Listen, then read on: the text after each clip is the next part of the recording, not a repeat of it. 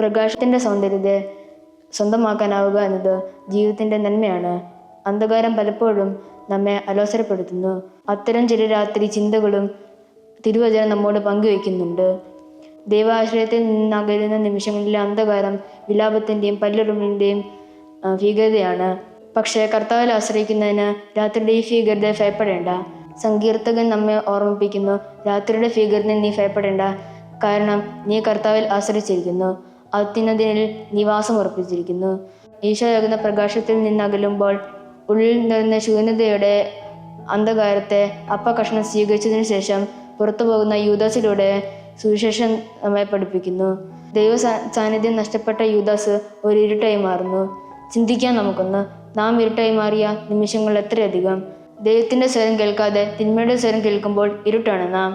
മറ്റുള്ളവരുടെ പ്രകാശത്തെ കെടുത്തിക്കളയുന്ന ഇരുട്ട്.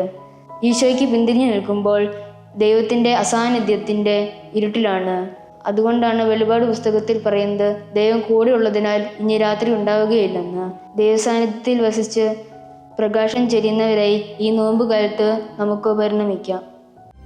Through veils of time, the chant ascends.